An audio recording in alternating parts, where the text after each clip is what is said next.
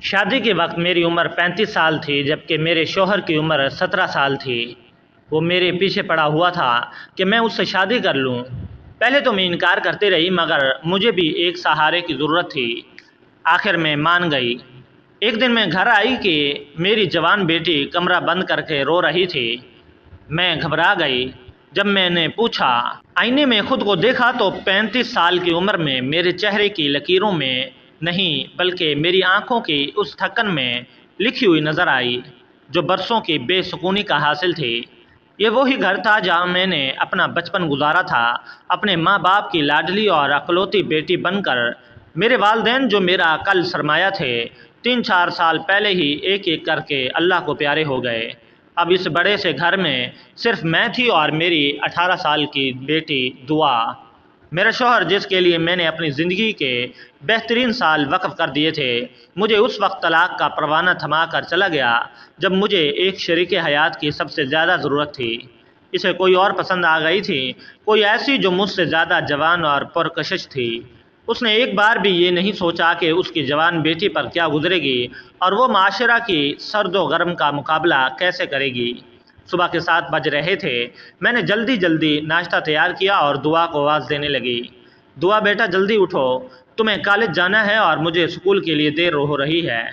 दुआ खामोशी से मेज़ पर आकर बैठ गई। वो पहले ऐसी नहीं थी, वो बहुत हंसमुख थी, लेकिन बाप के जाने के बाद उसके चेहरे से मुस्कुराहट जैसे रूठ गई थी। मैं एक सरकारी स्कूल में टीचर थी। अल्लाह का शुक्र है कि माली तौर पर किसी के मोहताज नहीं थी। मैं खुद ही घर का सौदा सरफ लाती, बिजली के बिल जमा करवाती और अपनी छोटी सी गाड़ी खुद ड्राइव करके स्कूल जाती। दुनिया की नज़र में मैं एक मजबूत और ख़ुद मुख्तियार औरत थी, लेकिन रात के अंधेरे में जब मैं अकेली रोती तो मुझे एहसास होता कि इस माशरे में एक औरत के लिए मर्द के बगैर जीना कितना बड़ा इम्तिहान है। आज जब मैं स्कूल के स्टाफ रूम में बैठी, मेरी साथी टीचर्स की हमदर्दियाँ मुझे जहर लगने लगी। नसरीन आपा, जो स्कूल की सबसे सीनियर टीचर थी, अक्सर चाय का घूंट लेते हुए मेरी तरफ देखती और कहती, आफिया, तुम अकेली कब तक ये सब मैनेज करोगी? देखो, तुम्हारी जवान बेटी है, कल को उसके रिश्ते वाले आएंगे तो लोग 100 सवाल पूछेंगे कि इसका बाप कहाँ है, और तुम खुद भी जवान हो, कोई सहारा ढूंढ लो। मैं अक्सर फाइल बंद करती और मुस्कुराकर जवाब देती, आपा, मैं खुद अपना सहारा हूँ, तनख्वाह अच्छी है, घर अपना है, मुझे किसी की ज़रूरत नहीं। मगर नसरीन आपा का अगला जुमला हमेशा मेरे सीने में पेवस्त हो जाता। औरत कितनी ही कमाल की हो आफिया, घर की दलीज पर एक मर्द की जूती पड़ जाती है तो महल्ले वालों की नज़रें नीची रहती हैं, वरना हर कोई दीवार फांदने की सोचता है। और आज भी आपा ने वही बात की थी, मगर आज मैंने आगे से कोई जवाब नहीं दिया। बात सिर्फ स्कूल तक महदूद नहीं थी। पिछले हफ्ते मेरी खाला की बेटी की शादी थी।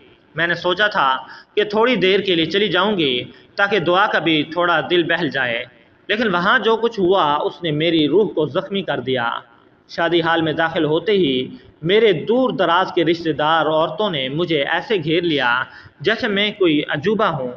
हाय आफिया, कितनी कमज़ोर हो गई हो, उस कमबख्त ने तुम्हें तलाक देकर अच्छा नहीं किया, एक चच्ची ने काफ़ी ऊंची आवाज़ में कहा ताकि आसपास बैठे लोग भी सुन लें। अब क्या करोगी, महल्ले की औरतें तो बातें करती हैं कि आफिया अब अकेली रहती है, पता नहीं कौन कौन उसके घर में चक्कर लगाता है। मैंने ज़ब्त करते हुए जवाब दिया, चच्ची, मेरे घर कोई चक्कर नहीं लगाता, मैं एक बाइज़्ज़त बाहिजाब औरत हूँ। मगर वहाँ मौजूद दूसरी औरतों की सरगोशियाँ मेरे कानों में सीसी की तरह उतर रही थी। अकेली औरत तो खुली किताब की तरह होती है, हर कोई पढ़ना चाहता है, पता नहीं तलाक क्यों हुई, ज़रूर आयशा में कोई कमी होगी। शादी से वापसी पर मैंने देखा कि महल्ले के 3 औरतें मेरे घर की दीवार के साथ खड़ी बातें कर रही थीं।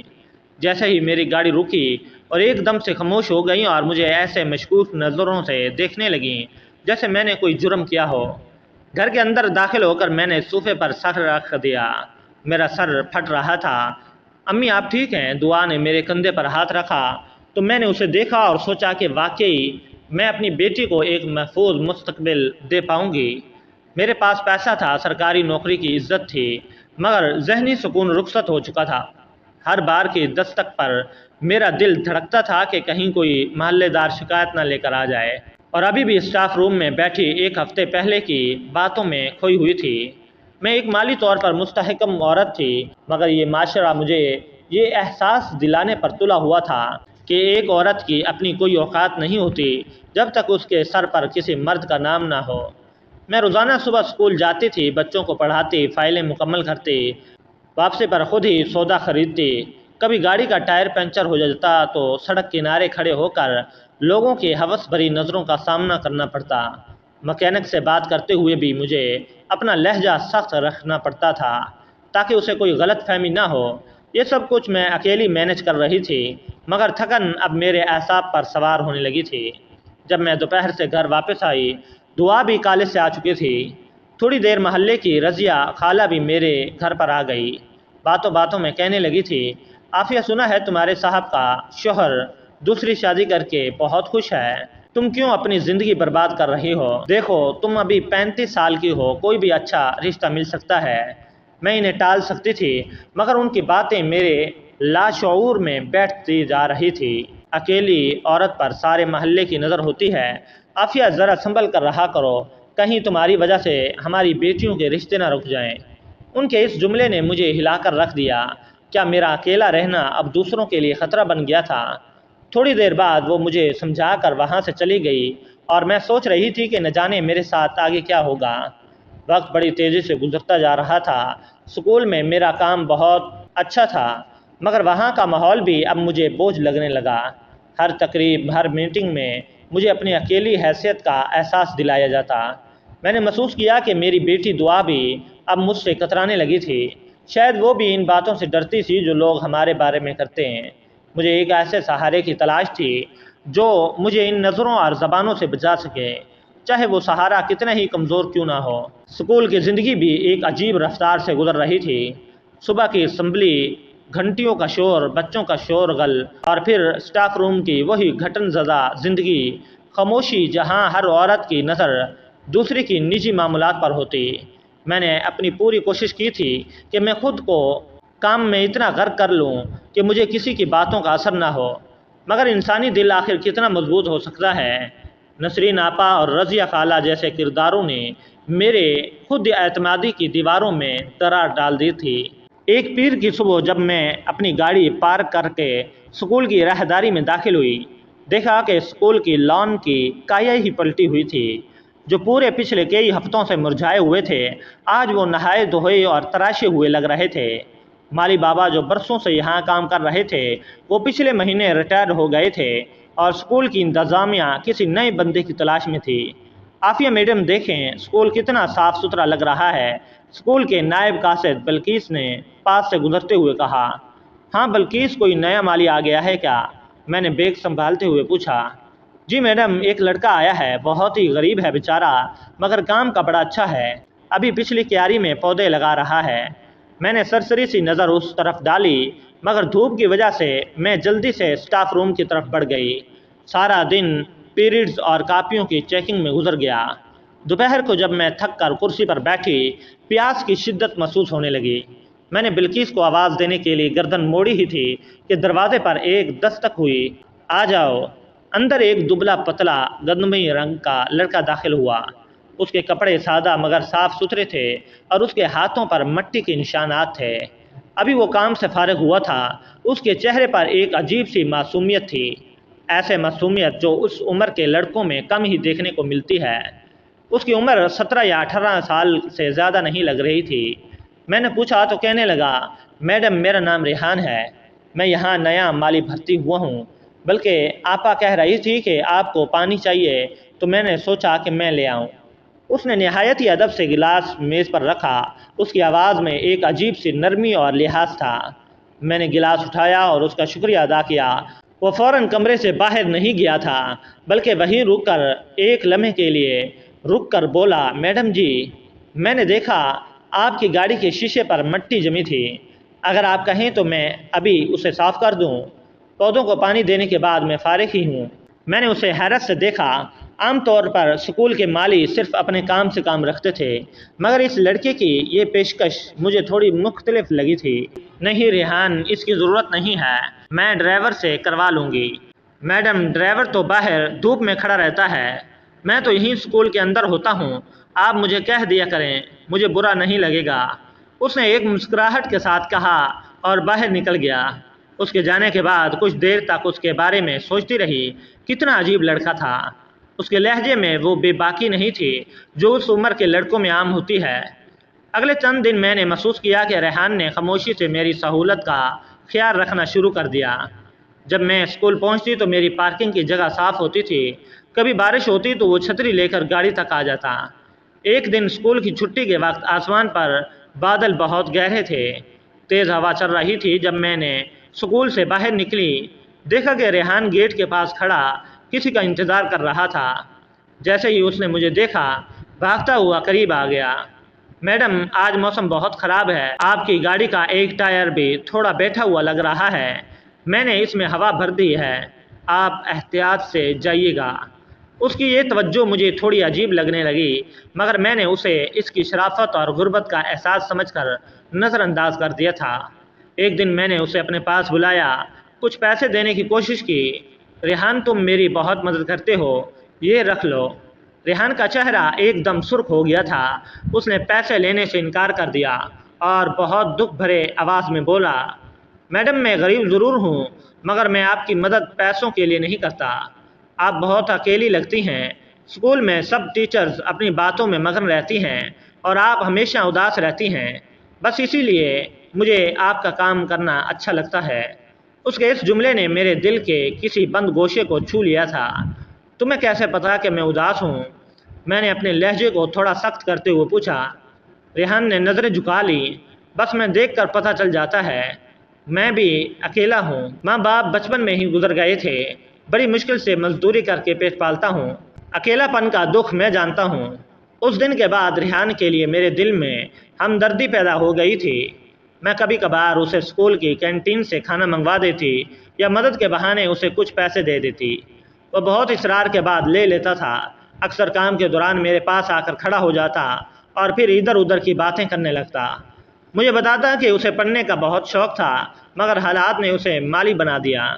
میں اس کی باتیں سنتی اور مجھے محسوس ہوتا، شاید اس کائنات میں کوئی تو ہے جو میرے دکھ کو محسوس کرتا ہے۔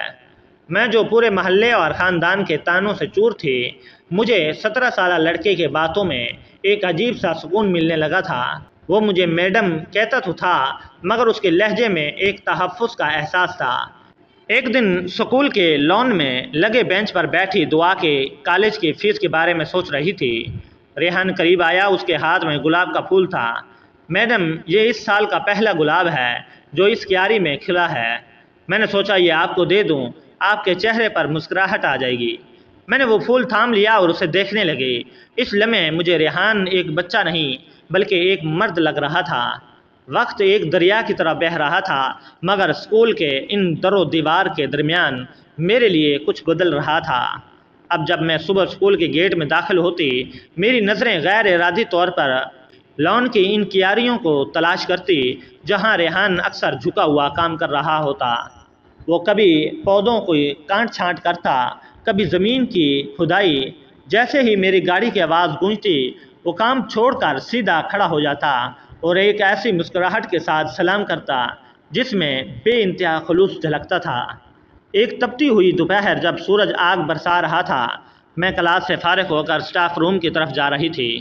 راہداری میں تپش اتنی تھی کہ سانس لینا بھی دوبھر تھا۔ میں نے دیکھا کہ ریحان اس سخت دھوپ میں پائپ پکڑے دور والے لان کو پانی دے رہا تھا۔ اس کی قمیض پسینے میں شرابور تھی اور چہرہ شدت تپش سے تمتما رہا تھا۔ مجھے نہ جانے کیوں اس پر ترس آ گیا۔ میں اس کے پاس جا کر اسے آواز دی، ریحان ادھر آؤ۔ وہ چونک کر مڑا اور جلدی سے پائپ ایک طرف رکھ کر بھاگتا ہوا میرے پاس آیا۔ اس نے اپنے ماتھے سے پسینے پہنچا۔ جی میڈم، کیا کوئی کام ہے؟ اتنی سخت دھوپ میں کیوں کام کر رہے ہو؟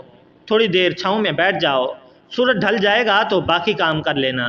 میں نے تشویش سے کہا تو ریحان نے ایک معصوم سی نظر مجھ پر ڈالی اور دبی آواز میں بولا، میڈم کام تو کرنا ہی پڑے گا، اگر یہ پودے مرجھا گئے تو مجھے دکھ ہوگا۔ ویسے بھی جب آپ اسکول سے گھر جاتی ہیں تو میں چاہتا ہوں کہ آپ کو یہ لان ہرا بھرا اور ٹھنڈا نظر آئے، آپ کی تھکن کم ہو جائے گی۔ اس کا یہ جواب سن کر میں خاموش ہو گئی۔ ایک معمولی سا مالی لڑکا میری تھکن کے بارے میں سوچ رہا تھا۔ وہ لوگ جن کے ساتھ میں نے سال سال گزار دیے، انہوں نے میری کبھی آنکھوں کی تھکن نہیں دیکھی، مگر یہ لڑکا میری چھوٹی چھوٹی باتوں کا خیال رکھ رہا تھا۔ میں نے اسے کچھ کہے بغیر پرس سے پیسے نکال کر اس کی طرف بڑھا دیے۔ جاؤ کینٹین سے ٹھنڈی بوتل پی لو۔ ریحان نے پیسے لینے کے لیے ہاتھ آگے بڑھایا مگر پھر رک گیا۔ میڈم بوتل تو میں ہی پی لوں گا، لیکن اگر آپ برا نہ مانیں تو کیا میں آپ سے ایک بات پوچھ سکتا ہوں؟ ہاں پوچھو، میں نے اسے غور سے دیکھتے ہوئے کہا۔ آپ روز اتنی محنت کرتی ہیں، پھر اکیلے گاڑی چلا کر گھر جاتی ہیں، سودا لاتی ہیں، کیا گھر میں کوئی اور نہیں ہے جو آپ کا بوجھ بانٹ سکے؟ اس کے سوال میں ایک عجیب سی ہمدردی تھی۔ میں نے ایک ٹھنڈی آہ بھری۔ میرا بوجھ بانٹنے والا کوئی نہیں ہے ریحان، بس میری ایک بیٹی ہے، دعا، جس کے لیے میں جی رہی ہوں۔ اچھا پھر دعا تو بہت خوش نصیب ہے کہ اسے آپ جیسی ماں ملی ہے۔ اس نے نظریں جھکا کر کہا، میرے ماں باپ بھی زندہ ہوتے، اکیلا رہنا بہت مشکل ہے میڈم، خاص طور پر جب دنیا آپ کو صرف ایک ضرورت سمجھ کر استعمال کرنا چاہتی ہے۔ اس کی یہ گہری باتیں میرے دل پر نقش ہو گئیں۔ وہ سچ تو کہہ رہا تھا، کیا میں بھی معاشرے کے لیے صرف ایک ضرورت نہیں تھی؟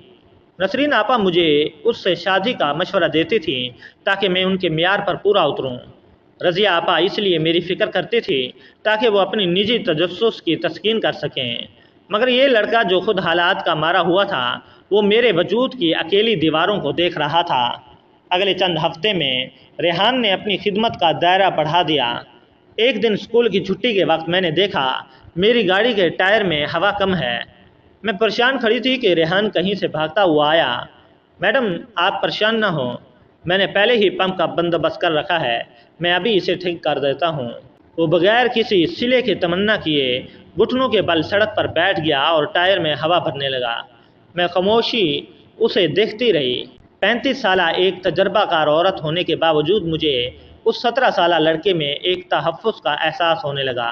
جب وہ کام ختم کر کے اٹھا تو اس کے کپڑے مٹی سے اڑے ہوئے تھے۔ میں نے اسے ٹیشو پیپر دیا۔ اس نے بہت ہچکچاتے ہوئے ایک ٹیشو لے لیا۔ ریحان تم میری اتنی مدد کیوں کرتے ہو؟ میں نے آخر پوچھ ہی لیا۔ وہ ایک لمحے کے لیے رکا، پھر ایسا سے بولا، پتہ نہیں میڈم، بس جب میں آپ کو دیکھتا ہوں مجھے لگتا ہے کہ آپ کو کسی ایسے شخص کی ضرورت ہے جو آپ کا خیال رکھ سکے، جو آپ کو ہر مشکل سے بچا سکے۔ میں تو ایک غریب مالی ہوں، میں تو صرف دعا کر سکتا ہوں اور آپ کے چھوٹے موٹے کام کر سکتا ہوں۔ اس کے ان جملوں نے میرے اندر ایک عجیب ہلچل پیدا کر دی تھی۔ گھر واپسی کے دوران گاڑی بھر میں چلاتے ہوئے اسی کے بارے میں سوچ رہی تھی۔ گھر پہنچی تو دیکھا کہ دعا اپنے کمرے میں پڑی ہوئی تھی۔ اب مجھ سے زیادہ باتیں نہیں کرتی تھی۔ باپ کے جانے کا صدمہ اس کے اندر ایک خلا پیدا کر چکا تھا۔ میں باورچی خانے میں جا کر کھانا بنانا شروع کیا تو اچانک مجھے خیال آیا کہ ریحان اس وقت کیا کھا رہا ہوگا۔ اس کے پاس کوئی ہے جو اسے کھانا کھلا سکے۔ یہ خیال آتے ہی میں چونک گئی۔ میں ایک 17 سالہ لڑکے کے بارے میں کیوں سوچ رہی تھی؟ وہ تو صرف ایک مالی تھا، مگر تنہائی کا زہر جب رگوں میں اترتا ہے تو انسان کو ہر وہ ہاتھ ہمدردی لگنے لگتا ہے جو اس کی سمت پڑتا ہے۔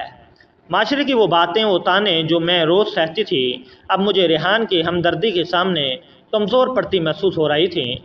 مجھے لگا کہ شاید اللہ نے ریحان کو میری زندگی میں ایک فرشتے کی طرح بھیجا جو بغیر کسی غرض کے میری خدمت کر رہا تھا۔ اس دن اسکول میں ایک عجیب سی خاموشی تھی۔ بادل چھائے ہوئے تھے اور ٹھنڈی ہوا چل رہی تھی۔ میں اسکول کی لائبریری میں کچھ رجسٹر چیک کر رہی تھی۔ ریحان کمرے میں داخل ہوا۔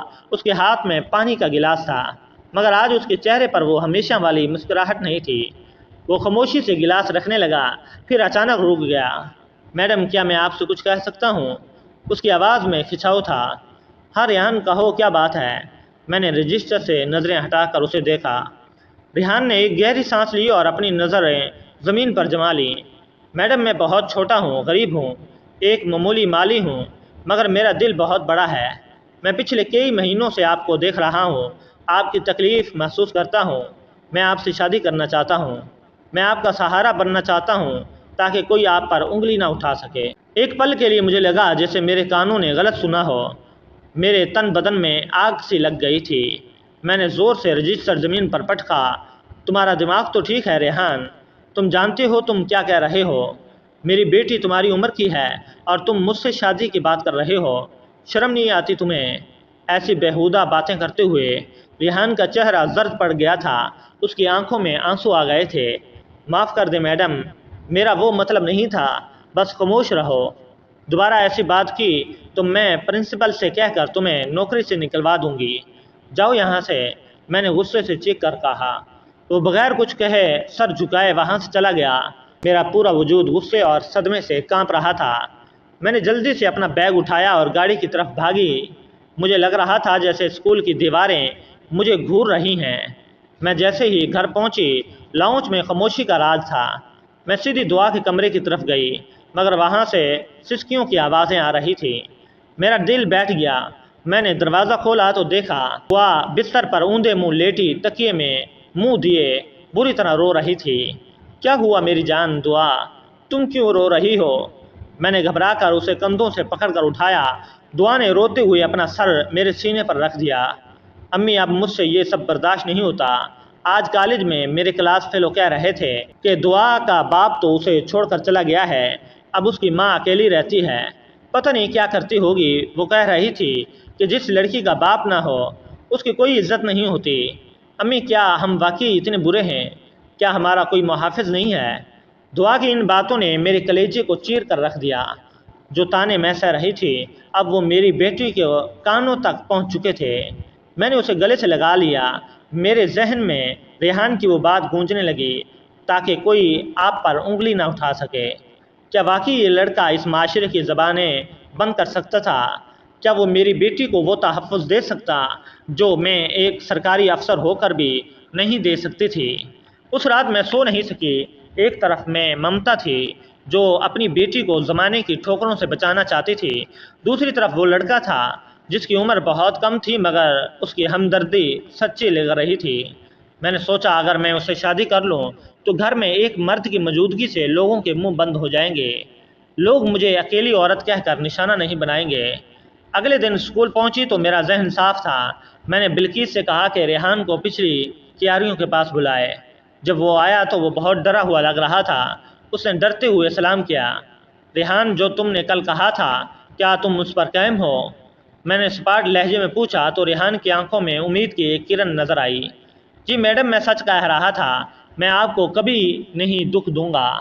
لیکن ریحان، تمہاری عمر بہت کم ہے، کیا تمہارے ماں باپ اس رشتے کو مانیں گے؟ وہ تو ایک بڑی عمر کی عورت کو کبھی قبول نہیں کریں گے۔ میں نے اپنی ایک اور فکر ظاہر کی تو ریحان نے اداسی سے سر جھکا لیا۔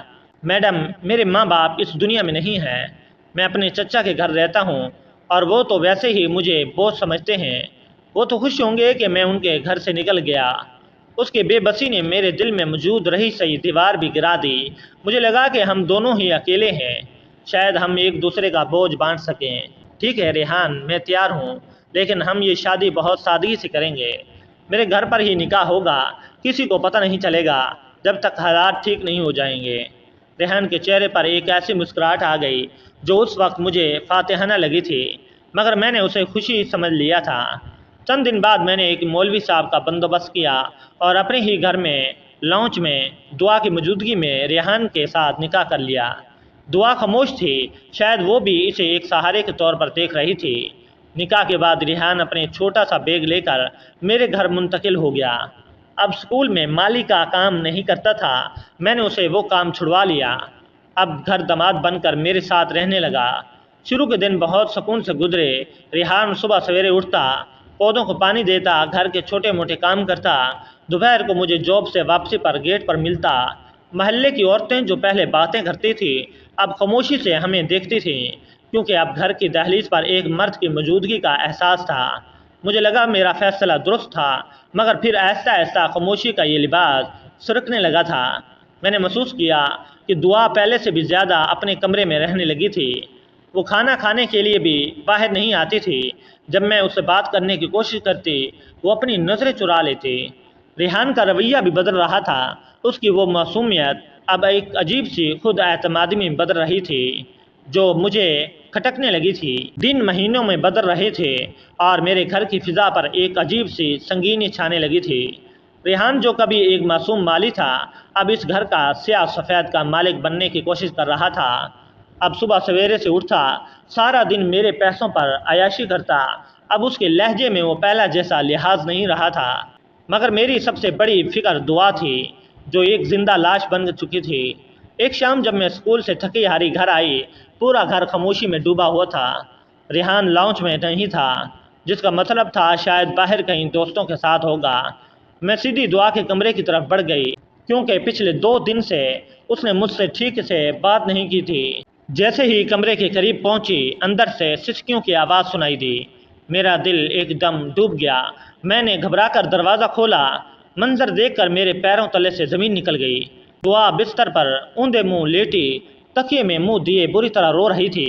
اس کا دوپٹہ فرش پر گرا ہوا تھا اور اس کے بال بکھرے ہوئے تھے۔ دعا، کیا ہوا؟ بولو میری جان، تم کیوں رو رہی ہو؟ میں نے پاگلوں کی طرح اسے کندھوں سے پکڑ کر اٹھایا تو دعا نے جیسے ہی مجھے دیکھا، میرے سینے سے لگ کر پھوٹ پڑی۔ اس کا پورا وجود کانپ رہا تھا۔ امی، آپ نے یہ کیا کر دیا؟ آپ کس شخص کو اس گھر میں لے آئی؟ اس کی آواز ہچکیوں میں دب رہی تھی۔ بیٹا بتاؤ تو صحیح، ریحان نے کچھ کہا ہے کیا؟ میں نے لڑکھڑاتی آواز میں پوچھا تو دعا نے روتے ہوئے وہ انکشاف کیا جس نے میری روح فنا کر دی۔ امی، وہ کوئی معصوم نہیں۔ جب آپ سکول چلی جاتی ہیں، وہ میرے کمرے کے باہر آ کر کھڑے ہو جاتے ہیں۔ آج انہوں نے حد کر دی۔ انہوں نے میرا راستہ روکا اور دھمکی دی۔ اگر میں نے آپ کو قائل نہیں کیا کہ آپ یہ گھر اور ساری جمع پونجی اس کے نام کر دیں، وہ مجھے اس طرح بدنام کر دے گا کہ کوئی مجھ سے شادی نہیں کرے گا۔ اس نے کہا کہ اس نے آپ سے شادی صرف اس لیے کی تھی کہ وہ اس عیش و آرام کی زندگی کا خواب دیکھتا تھا جو اسے مالی بن کر کبھی نہیں مل سکتی تھی۔ میرے سر پر جیسے ہتھوڑے برسنے لگے تھے۔